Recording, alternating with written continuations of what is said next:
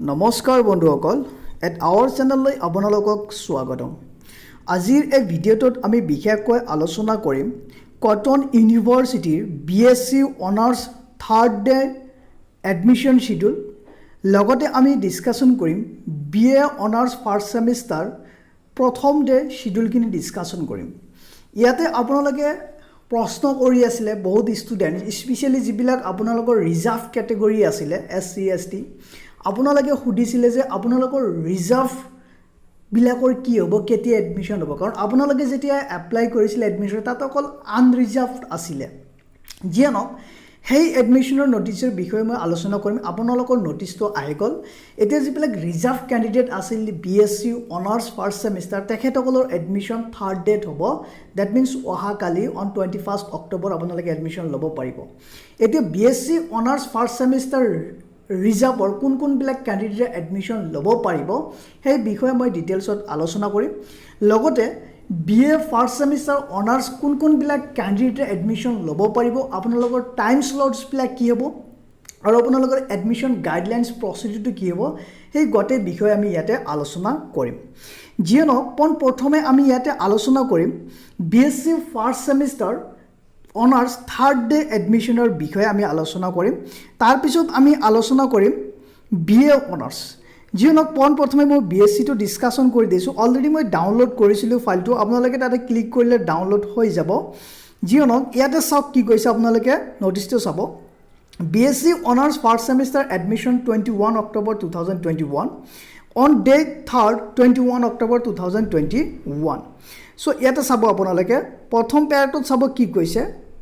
all seats have been filled up under unreserved category few seats are available only under reserved categories the time slots for admission to the remaining seats under the reserved categories are listed below so cotton university bsc first semester honors jibilak unreserved seat asile gotikini fill up হৈ গৈছে seat vacant নাই যদি vacant থাকিলো আপোনালোকক ওয়েটিংত মাতিলে হয় কল কৰিলে হয় কিন্তু ইয়াতে কৈছে আনৰিজাৰ্ভড যিবিলাক ক্যাটেগৰী আছে এসটি হ'ব পাৰে এসসি হ'ব পাৰে তেহেতসকলৰ কাৰণে অনলি ফিউ সিটস আছে আৰু সেই সিটৰ টাইম স্লটটো দিয়া আছে আৰু কোন বিলাক ক্যান্ডিডেট এডমিশন ল'ব পাৰিব তাৰ স্লটছটো ইয়াতে মেনশন কৰিছে গতিকে ইয়াতে আমি স্লটটো চাব পাৰিলে আপোনালোকে ক্লিয়াৰ হৈ যাব ইয়াতে স্লটটো চাব time slots marks then time slots and marks so আপোনালোকে কোন বিলাক ষ্টুডেন্টে আমি সকলে গম পাইছো যে আপোনালোকৰ এডমিশন দিয়া হ'ব based on 4 subject plus English marks আপোনালোকৰ বেস্ট 4 সাবজেক্ট মাৰ্কস প্লাস ইংলিশৰ মাৰ্কস মিলাই পেলাই যেটো মাৰ্কস পাইছে তাৰ ওপৰত আপোনালোকৰ মেৰিট লিষ্টটো প্ৰিপেয়াৰ্ড কৰিছে জিয়ানক ইয়াতে সব আপোনালোকে চাব পাৰিব ইয়াতে বেসিক্যালি আপোনালোকৰ এডমিশন দিয়া হ'ব চাব পাৰে from 450 to 461 যিবিলাক ৰিজাৰ্ভ ক্যাটেগৰী ক্যান্ডিডেট আছে আৰু হিয়তে মাৰ্কস পাইছে 450 to 461 তেখেতসকলে এডমিশন পাব আন্ডাৰ ৰিজাৰ্ভড ক্যাটেগৰী সো প্ৰথমে আপোনালোকে চাব ইয়াতে যিবিলাক ক্যান্ডিডেট 461 পাইছে ওকে আন্ডাৰ ৰিজাৰ্ভড ক্যাটেগৰী তেখেতসকলে এডমিশনৰ হ'ব morning 10 am to 10:15 am আৰু আপোনালোকে এই টাইম স্লটৰ ভিতৰতে এডমিশন ল'ব লাগিব আপোনালোকে লগইন কৰিব লাগিব আপুনি এই এসএমএস টো নাপাবও পাৰে ওকে যদিও আপুনি এসএমএস টো নাপায় তথাপি আপুনি এই সময়ৰ ভিতৰতে লগইন কৰিব আৰু এডমিশনছ টো ল'ব নেক্সট চাওক যিবিলাক 460 পাইছে তেখেতসকলৰ এডমিশন হ'ব 10:20 to 10:35 am যিবিলাকে 459 পাইছে তেখেতসকলৰ এডমিশন হ'ব 10:40 to 10:55 am সিমিলাৰলি এনেকৈ আপোনালোকে আপোনাৰ মাৰ্কসটো চাই লব যে আপোনাৰ বেস্ট 4 সাবজেক্ট প্লাস ইংলিশত আপুনি কিমান পাইছে আপোনাৰ প্ৰভিজনাল যেটো ৰিভাইজড মেৰিট লিষ্ট তাতে আপুনি চাব পাৰে আপোনাৰ মাৰ্কসটো দিয়া আছে হেমতে আপুনি মিলাই লব যে আপোনাৰ মাৰ্কসটো কিমান আৰু ইয়াতে আপোনাৰ কিবা কোনটো স্লটছত আপোনাৰ টাইমটো আছে সাপোজ ধৰি লওক আপোনাৰ মাৰ্কসটো 456 আছে unreserved তেনেহলে আপোনাৰ এডমিশনটো কেতিয়া হ'ব চাই লওক from 12:20 to 12:35 pm এটি আপোনাৰ এডমিশন হ'ব আৰু লয়েষ্ট যেটো আপোনাৰ দিছে সাপোজ ধৰিলে কোনোবা ক্যান্ডিডেট ৰিজাৰ্ভ ক্যাটেগৰী ওকে আপুনি সাপোজ 450 পাইছে তেনেহলে আপোনাৰ এডমিশনটো হ'ব সাওক from 2:20 PM to 2:35 PM গতিকে এইটো হল আমাৰ time slots for admission of reserve category students এতিয়া কথাটো হল আপোনালোকে চাব যে ইয়াতে কি কৈছে যদি ইয়াতে এডমিশন হোৱাৰ পিছত এইখিনি ক্যান্ডিডেটৰ এডমিশন হোৱাৰ পিছত আৰু ইয়াতে এডমিশন হ'ব আপ টু 2:35 PM যদি সিট ভ্যাকেন্ট থাকে কোনোবা ষ্টুডেন্ট যদি এডমিশন নলয় তেনেহলে কি কৰিব বাই 3 PM on 21st October 21 October 3 PM ত কি কৰিব নোটিস ইস্যু কৰিব কটন ইউনিভাৰ্সিটিয়ে যদি সিট ভ্যাকেন্ট থাকে আৰু আপোনালোকে কি কৰিব বিলো 450 যিবিলাক ক্যান্ডিডেট আছে ৰিজাৰ্ভ ক্যান্ডিডেট তেখেতসকলে এডমিশন ল'ব পাৰিব গতিকে আপোনালোকে 3 PM ত অহা কালি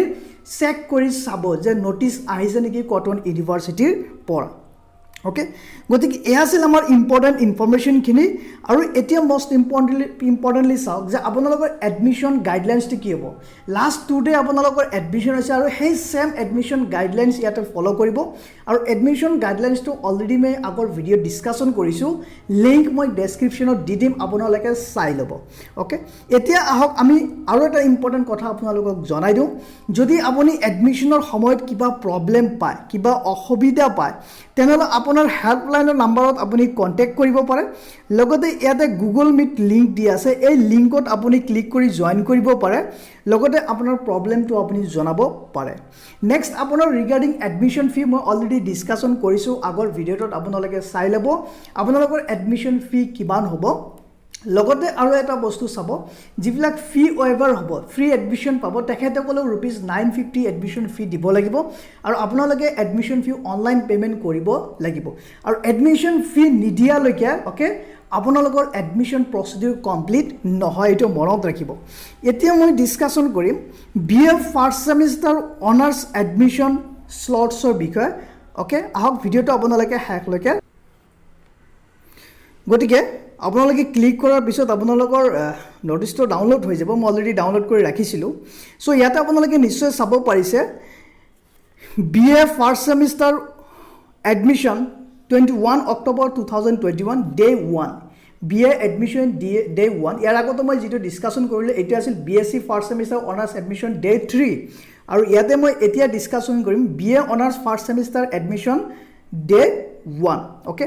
জিয়ে নহক এতি প্ৰথমে আপোনালোকে চাও যে আপোনালোকৰ এডমিশন গাইডলাইনছটো কি হ'ব কি প্ৰসিডিউৰ হ'ব কি স্টেপছ আপুনি ফলো কৰিব লাগিব সো মই আপোনালোকক জনাও যে প্ৰত্যেকটো ষ্ট্ৰীমৰ এডমিশন প্ৰসিডিউৰ এডমিশন স্টেপছ একেই হ'ব ওকে অলমোস্ট 11টা স্টেপছ আছে আপোনালোকে ফলো কৰিব লাগিব আৰু ইয়াৰ আগৰ ভিডিওত মই ডিসকাশন কৰিছো স্টেপছ খিনি আৰু লিংক মই ডেসক্ৰিপচনত দি দিম তাৰ পৰা আপোনালোকে চাই ল'ব যে আপোনালোকৰ এডমিশন স্টেপছ খিনি কি হ'ব প্ৰসিডিউৰ খিনি কি হ'ব আৰু ইয়াতে লগতে মনত ৰাখিব আপোনালোকে যেতিয়ালৈকে এডমিশন ফি পেমেন্ট নকৰিব তেতিয়ালৈকে আপোনালোকৰ এডমিশন কমপ্লিট নহয় আৰু যিবিলাক ফি ওয়েভাৰ ফ্ৰী এডমিশন পাব তেখেতসকলে ₹950 পেমেন্ট কৰিব লাগিব এডমিশন ফিৰ বিষয়ে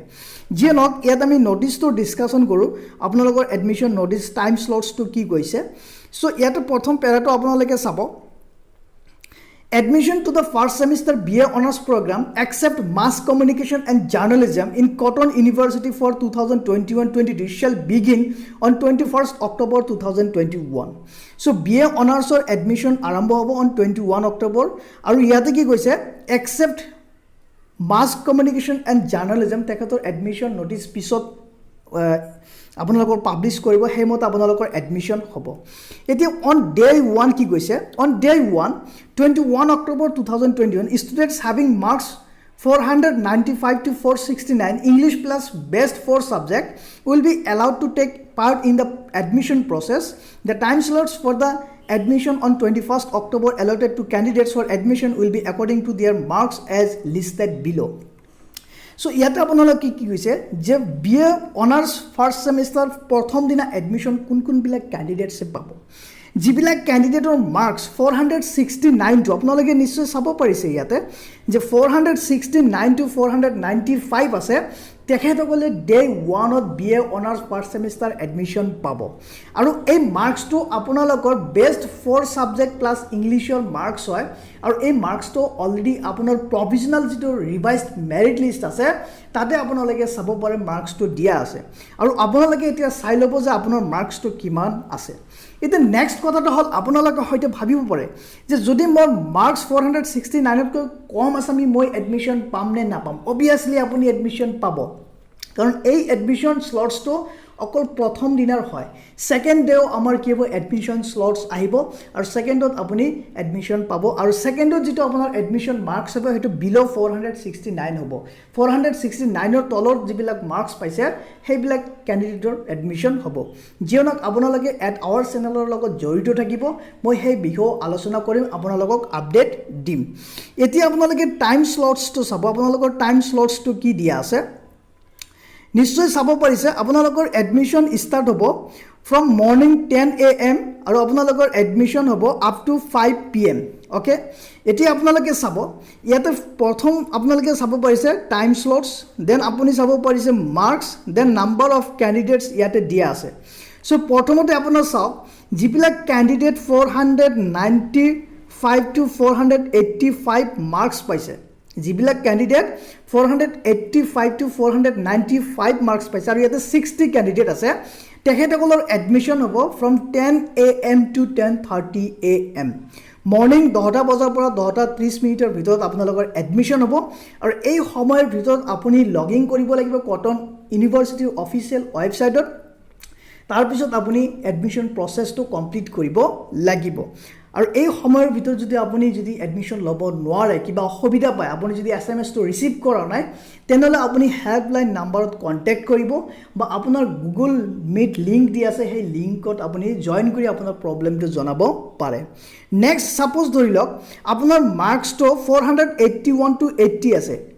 এনেকুৱা ক্যান্ডিডেট আছে যিবিলাক মাৰ্কছ 480 বা 81 পাইছে তেখেতসকলৰ এডমিশ্যন হ'ব from 11:15 to 11:30 AM morning 11:15 to 11:30 ভিতৰত এডমিশ্যন হ'ব আৰু ইয়াতে ক্যান্ডিডেট আছে 35 সো সিমিলাৰলি আপুনি এনেকৈ চাব সাপোজ কোনবা এজন ক্যান্ডিডেট 470 পাইছে সো 470 পালে চাওক আপোনাৰ এডমিশ্যন কেতিয়া হ'ব আপোনাৰ এডমিশ্যন হ'ব ফ্ৰম 4:15 to 4:30 PM ওকে গধূলি 4:15 পৰা 4:30 ভিতৰত আপোনাৰ এডমিশ্যন হ'ব আৰু ইয়াতে ক্যান্ডিডেট আছে চাওক 56 কোনোবা হয়তো সাপোজ ধৰি লওক 473 পাইছে তেনলে আপোনাৰ এডমিশ্যনটো কেতিয়া হ'ব ফ্ৰম 2:45 PM to 3 PM আৰু ইয়াতে চাওক আপোনাৰ টোটাল নাম্বাৰ অফ ক্যান্ডিডেট আছে 23 ওকে নেক্সট চাব কোনোবা ক্যান্ডিডেট এনেকুৱা আছে যে 482 to 84 পাইছে তেনলে আপোনাৰ এডমিশ্যনটো কেতিয়া হ'ব চাওক ফ্ৰম 10:45 to 11 AM মৰ্নিং 10:45 ৰ পৰা 11টা বজাৰ ভিতৰত আপোনাৰ এডমিশ্যন হ'ব যদি আপুনি মাৰ্কছ 482 83 আৰু 84 পাইছে গতিকে আপোনাৰ প্ৰভিজনেল ৰিভাইজড মেৰিট লিষ্টটো আপুনি চাই ল'ব তাতে আপোনাৰ মাৰ্কছটো আছে আৰু সেই মাৰ্কছ মতে আপোনাৰ এডমিশ্যন স্লটছটো মিলাই ল'ব আৰু এই স্লটছৰ টাইম দিয়া মতে আপুনি এডমিশ্যন ল'ব লাগিব এতিয়া কথাটো হ'ল চাওক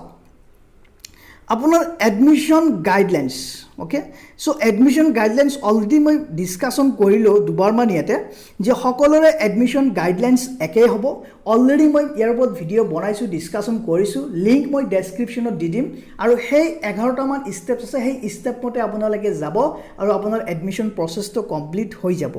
লগতে আকৌ মই ৰিপিট কৰিব খুজিছো আপোনালোকৰ বাবে যে যিবিলাক ক্যান্ডিডেট সাপোজ কি হৈছে